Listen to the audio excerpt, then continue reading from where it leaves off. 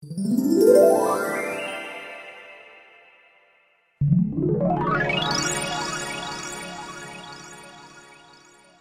সূর্য, ওই পাদরগুলো তো তোমাকে একদম জখম করে ফেলেছে আছড়ে।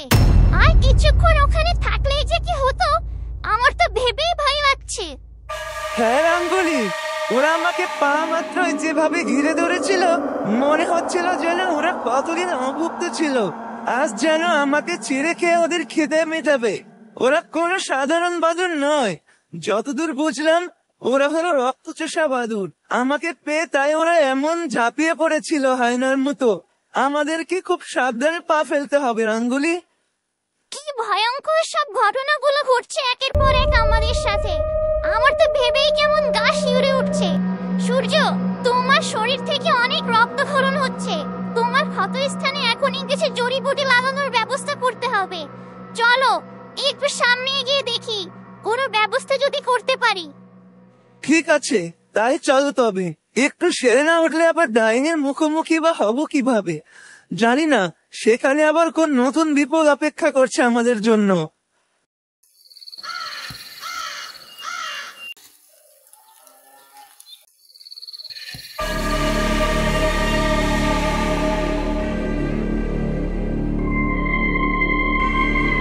ছাড় আমাকে, ছেড়ে দে, ছেড়ে দে বলছি। কোথায় নিয়ে যাচ্ছিস আমাকে?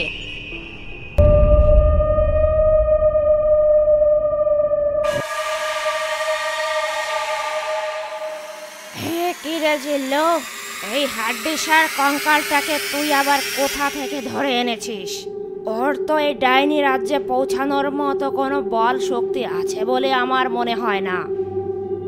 বিজলি মাতা, ও আমাদের রাজ্যেই ঘোরাফেরা করছিল, আর আমি হঠাৎ করে মানুষের গন্ধ পাই। তাই আর দেরি না করে ওকে খাবলে গিয়ে নিয়ে এসে আপনার কাছে হাজির করলাম। সাবাস, এই না হলে তুই আমার অনুচর। তুই তো দিনে দিনে আরো বেশি বিচক্ষণ হয়ে যাচ্ছিস রে জিল্লু। ভালোই হলো, এখন থেকে কোনো শিকারী আর হাত থেকে পালাতে পারবে না, যদিও আগে কখনোই তা হয়নি। বিজলি মাতা, একটা কথা বলার ছিল আপনাকে। কি বলবি জিল্লু, বল। এই শিকারটা তুই একাই ভক্ষণ করতে চাস বুঝি? এটাই বুঝি বলতে চেয়েছিলি? না বিজলি মাতা, এ কথা নয়। এ তো রোজই এমন মানুষের মাংস খেয়ে থাকি, আর তাছাড়া ওটাকে খেয়ে তেমন স্বাদ হবে বলে মনে হয় না। আপনি বরং ওই কঙ্কালসার মানুষটাকে আপনার পোষা বাদুড়দের মাঝে বিলিয়ে দিন, তাহলে ওরা খুব খুশি হয়ে যাবে আস্ত একটা শিকার পেয়ে। এতদিন তো আমাদের খাওয়ার পর যা বাকি থাকতো তাই ওদেরকে দেয়া হতো। হ্যাঁ, এটা তুই ভালোই বলেছিস রে জিল্লু। তা তুই কি বলতে চেয়েছিলি? আসল কথাতে আয় তবে। বিজলি মাতা, আমার মনে হচ্ছে রাজ্যের ভিতর আরো একটা শিকার ঘোরাফেরা করছে। আমি এক্ষুনি যাচ্ছি, ওটাকে ছো মেরে নিয়ে এসে আপনার সামনে হাজির করছি। আরে বাহ, সাবাস জিল্লু, সাবাস। তাহলে যা, আর দেরি করিস না, নিয়ে আয় ওকে আমার সামনে।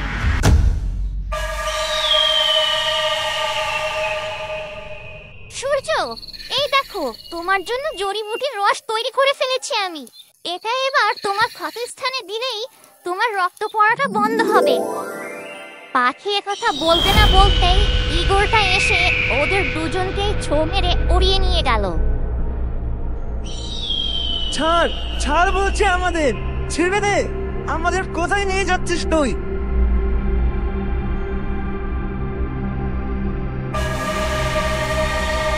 এটা কোথায়? আমরা কোথায় এসে পড়েছি? তার মানে কি এটাই ডাইনি বিজলির গুহা?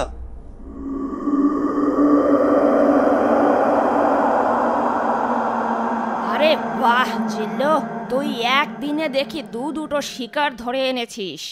আজ তো রাজ্যে মহা উৎসব লেগে যাবে রে। ওরে বাবাই, কি ভয়ঙ্কর কুৎসিত দেখতে ডাইনিটাকে। পাশে দেখছি আরো একজনকেও ধরে এনেছে ওরা। কিরে, তোরা এখানে কেন এসেছিস বল? মরণের ভয় নেই বুঝি? তাই জীবনটাকে আমার হাতে উৎসর্গ করতে এসেছিস? ডাইনি বিজলি, আমি খুব বিপদে পড়ে তোমার কাছে এসেছি। আমি নীলচুনিটা নিতে এসেছি, যেটা একমাত্র তোমার কাছে আছে। আমার এক বন্ধু খুব বিপদে আছে, তার জন্য আমার এই নীলচুনিটা যেভাবে হোক নিয়ে যেতেই হবে। দয়া করে আমাকে নীলচুনিটা দাও। আজ পর্যন্ত অনেকেই এসেছে এই নীলচুনিকে নিতে, তবে কেউই তা নিয়ে যেতে পারেনি। এই দেখ, তোর মতো আর একজন শিকারও সামনে দাঁড়িয়ে আছে।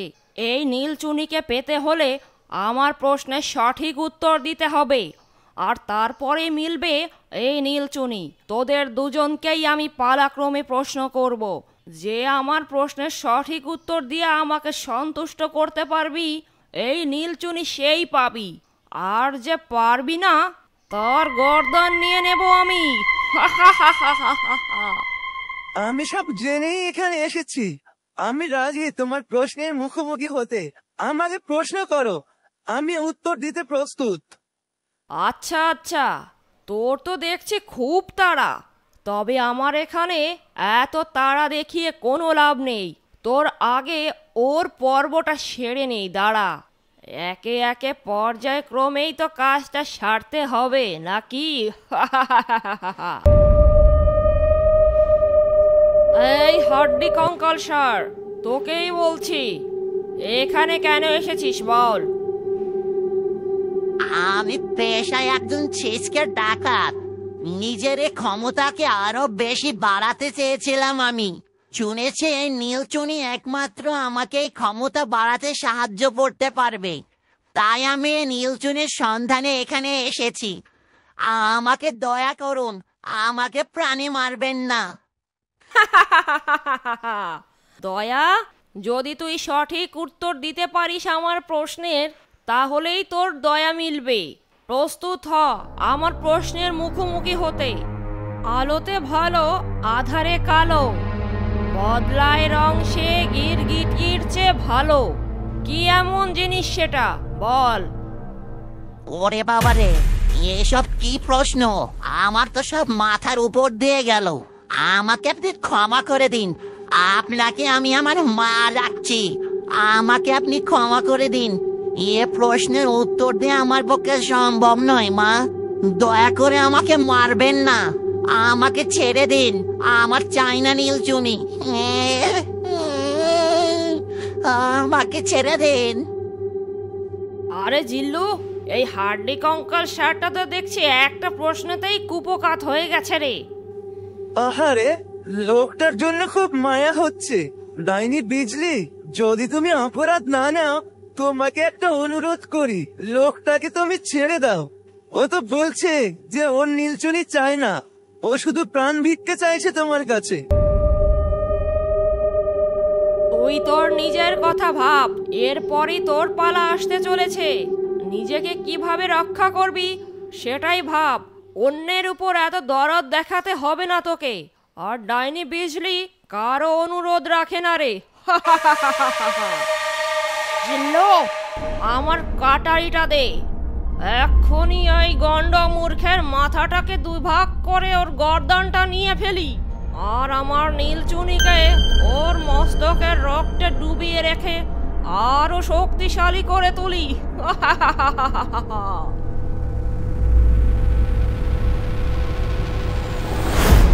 না না ডাইনি বিজলি, তুমি এমনটা করতে পারো না আমার চোখের সামনে। আমি যে দৃশ্য সহ্য করতে পারবো না। দয়া করে এমনটা করো না। বিজলি মাতা, ও অনেকক্ষণ ধরেই বাড়াবাড়ি শুরু করেছে। আপনার কাজে বাধা দেওয়ার চেষ্টা করছে বারবার। আগে ওর পর্বটা শেষ করুন তো দেখি, তারপর দুটোকে একসাথে তল্লা ফেলে দেবে, সেটাই বরং ভালো হবে। হ্যাঁ জিল্লু, তুই একদম ঠিকই বলেছিস। আমার কাজে বারবার বাহাত দিচ্ছে ও, যেটা আমি একদমই পছন্দ করি না, আরও সেটাই করছে। এবার তাহলে তুই প্রশ্নের উত্তর দেওয়ার জন্য প্রস্তুত হ। তোর পর্ব হবে আরো বেশি কঠিন, কারণ তুই শুরু থেকেই বারবার আমার কাজে ব্যাঘাত ঘটাচ্ছিস। ঠিক আছে, আমি প্রস্তুত তোমার প্রশ্নের উত্তর দিতে। তবে প্রশ্নোত্তর পর্বে যাওয়ার আগে আমার তোমার কাছে একটা অনুরোধ আছে। তোকে তো আমি আগেই বলেছি এই ডাইনি বিজলি কারো অনুরোধ শোনে না। বিজলি মাতা, ও তো এমনিতেই মরবে, অমনিতেও মরবে। কি আর এমন অনুরোধ করবে এই শেষ মুহূর্তে? শুনে নিন না, তাতে আমাদের আর তেমন কোনো ক্ষতি হবে বলে তো মনে হয় না। ও তখন থেকেই কানের কাছে ঘ্যানর ঘ্যানর করেই যাচ্ছে। হ্যাঁ, সেটা তো আমিও লক্ষ্য করছি। তাহলে তুই প্রস্তুত হ আমার প্রশ্নের মুখোমুখি হতে। আমার প্রথম প্রশ্ন, আলোতে ভালো আধারে কালো, বদলায় সে রং গিরগিটির চেয়ে ভালো। বল, এর উত্তর কি হবে? আমাকে খুব ঠান্ডা মাথায় ভাবতে হবে, কারণ আমি চূড়ান্ত মুহূর্তে এসে পড়েছি। কোনোরকম ভুল করলেই আর রক্ষা নেই। আলোতে ভালো, আধারে আবার কালো, মানে জিনিস একটাই, তবে তার রূপ দুইটা। আবার বদলে ফেলে রং গিরগিটির চেয়ে ভালো। কি হতে পারে সেটা? উত্তরটা বেশ কঠিন মনে হচ্ছে। হ্যাঁ, পেয়েছি মনে হচ্ছে। এটা তো মনে হচ্ছে মানব জাতির কথা বলা হচ্ছে, কারণ একমাত্র মানুষই পারে সুযোগ বুঝে তার রূপ বদলে ফেলতে। কিরে, পারছিস না এখন? এতক্ষণ তো খুব বেশি বকবক করছিলি, এখন কি দম বেরিয়ে গেল? তো এখন পর্যন্ত কেউই পারেনি ডাইনি মাতার প্রশ্নের সঠিক উত্তর দিতে। তুই কিভাবে পারবি রে? এখন তাহলে প্রস্তুত হ তোর গর্দান দেওয়ার জন্য। গর্দন দেওয়ার জন্য কেন প্রস্তুত হব? আমি প্রস্তুত পরবর্তী প্রশ্নের জন্য, কারণ আমি উত্তর পেয়ে গিয়েছি। আমি তোমার প্রশ্নের সঠিক উত্তর পেয়ে গিয়েছি, আর সেটা হলো মানুষ। কারণ একমাত্র মানুষই আছে যারা তাদের স্বার্থে সুযোগ বুঝে তাদের রূপ বদলে ফেলতে পারে, ও তারা একই সাথে মানুষের কাছে দুটা রূপ ধারণ করে। আরে ছোকরা, তোর তো দেখছি জবাব নেই। তুই তো আসলেই বুদ্ধিমান। এবার তোর জন্য দ্বিতীয় প্রশ্ন, দেখি এবারও তুই বাজিমাত করতে পারিস কিনা। তাহলে বুঝবো তুই আসলে একজন বিচক্ষণ ও বুদ্ধিমান। বল তো দেখি, কি এমন জিনিস যা নিজের কাছে আছেও জেনে না পারি রাখতে তারে ধরি? পারতাম যদি তারে পুড়তে খাঁচায়, অমর হতাম আমি। বল, কি হবে উত্তর? বাপ রে বাপ, এসব কি দাঁত ভাঙা প্রশ্ন! খাঁচা টাচা, অমর, এসব কি? ডাইনি তো আসলে দেখছে একটা ডাইনি বটে। সব যেন মাথার উপর দিয়ে যাচ্ছে আমার। দেখি এবারও লোকটা সঠিক উত্তর দিতে পারে কিনা। জামা কাপড় পোশাক আশাক দেখে তো ভালো ঘরের সন্তানই মনে হচ্ছে, আর সাথে মনে হচ্ছে বুদ্ধিমানও আছে। নিজের কাছে আছে তবু ধরে রাখা যায় না, আবার খাঁচায় পড়তে পারলে অমর হতাম আমি। তার মানে সে জিনিসকে আটকে রাখতে পারলে অমর হওয়া যাবে। হ্যাঁ, উত্তর পেয়েছি মনে হচ্ছে। এটা হবে আত্মা। প্রশ্নের সূত্র তো সেদিকেই মিলে যাচ্ছে। এই ডাইনিটা যে কি শুরু করলো! প্রতি পদে পদে মনে হচ্ছে এই যেন আমাদের গর্দানটা গেল বলে। সূর্য কি এই উত্তরটা দিতে পারবে?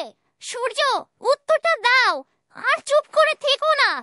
আমাদের যে জিততেই হবে, আর এই নীলচুনিকে নিয়ে আমাদের ফিরতে হবে। হ্যাঁ আঙ্গুলি, তুমি একদম ভেবো না, আমি উত্তর পেয়ে গিয়েছি। তুমি চিন্তা করো না ডাইনি বিজলি, আমি তোমার দ্বিতীয় প্রশ্নের উত্তরও পেয়ে গিয়েছি।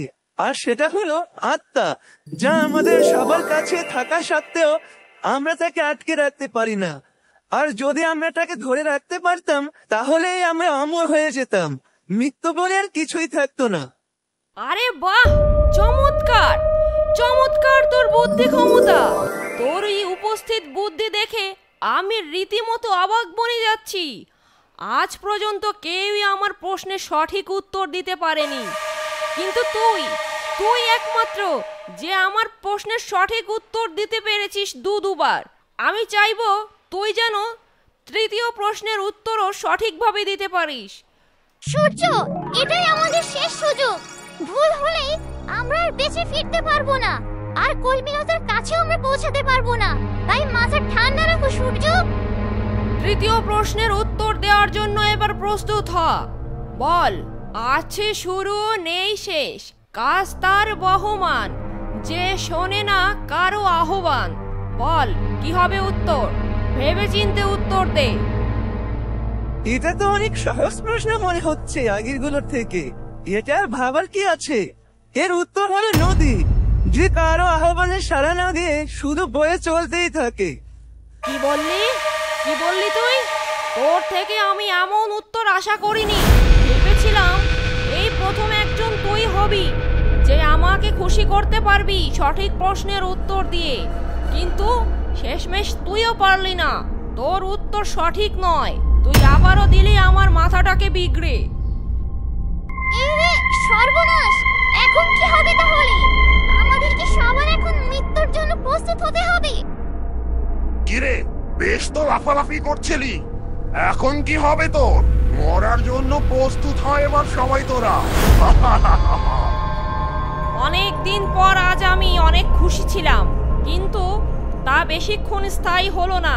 তুই আমাকে আবারও রাগিয়ে তুললি। জিল্লু, এদের সবগুলোকে এক্ষুনি বন্দি কর।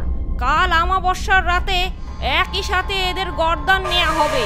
আমি এখন আমার কক্ষে যাচ্ছি একটু বিশ্রাম গ্রহণ করতে। ঠিক আছে বিজলি মাতা, আপনি তাহলে আপনার কক্ষে যান, আমি এদিকটা দেখছি।